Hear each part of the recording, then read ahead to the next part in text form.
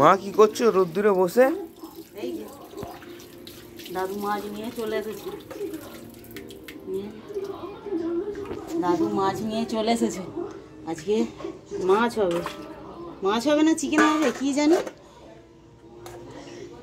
Chicken এনেছে, মাছ এনেছে, কি খাবি সেইটা রান্না হবে। কি খাবি? চিকেন খাবো। চিকেন খাবি? হয়ে গেছে। জায়গা দাও আর কচুরি দাও। ঘুম থেকে উঠেই দেখছি বাপি বাজার করা হয়ে গেছে। ষষ্ঠীর আগাম আম নিয়ে চলে এসেছে। বুঝতে পারলে? আম কিনে নিয়ে এসেছে, পুঁই শাক কিনে নিয়ে এসেছে। আজকে পুঁই শাক হবে মাছের মাথা দিয়ে, কাতলা মাছের মাথা দিয়ে পুঁই শাক হবে। আর এই উচ্ছে আছে, উচ্ছের ডাল হবে। আজকে আমি আর রান্না করবো না, আজকে মা রান্না করবে। আমি সব কেটে বেটে দিই, কেননা এই শাক তরকারিটা না মায়ের হাতের খেতে বেশি ভালো।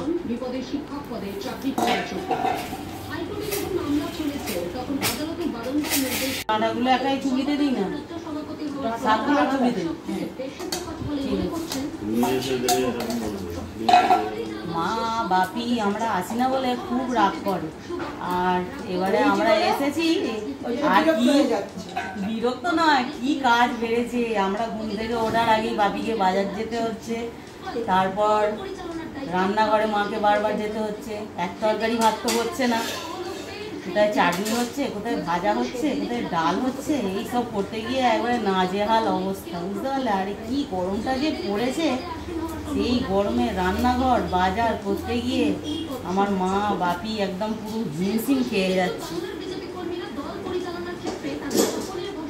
আর তার উপরে আমার দুই ছেলে। বাপি আর কত করে বলছে চালাতে শিখে গেছে বলে, দাদুরও বেশ একটুখানি সুবিধা হয়েছে। নাতিদের নিয়ে একবার করে গাড়িতে চাপছে আর চলে যাচ্ছে এটা ওটা কিনতে।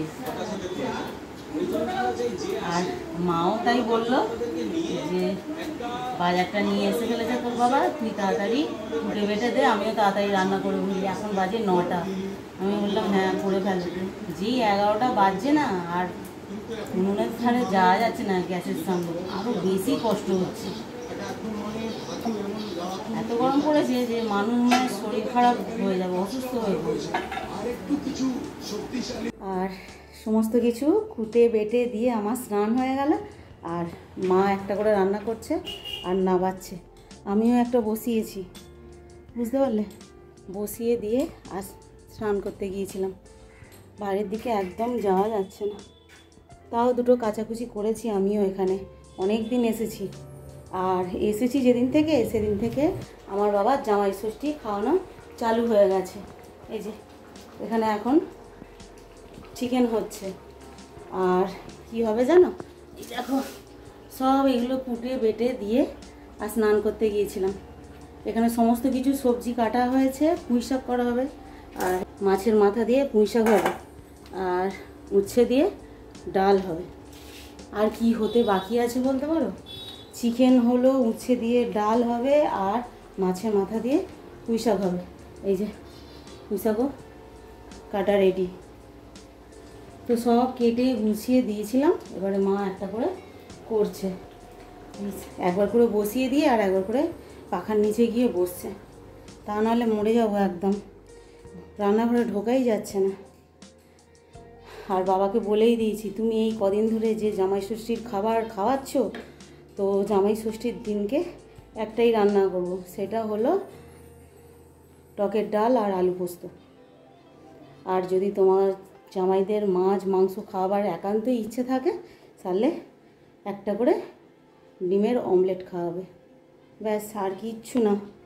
এত বিচ্ছিরি বিচ্ছিরি খাবার খাওয়া হচ্ছে, রিচ রিচ, সকালে বিকালে, কি বলবো।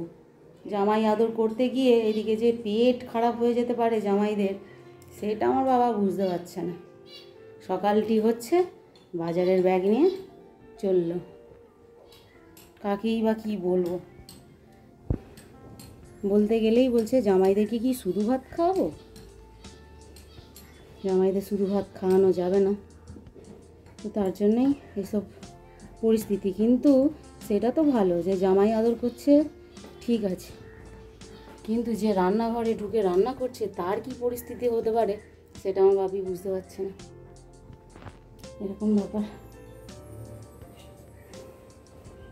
আর একটা জিনিস, সেটা হলো এই যে মাছের ডিমের টক হয়েছে। ভাত তো আগেই হয়ে গেছে, মা ভাত করে ফেলেছে আগে।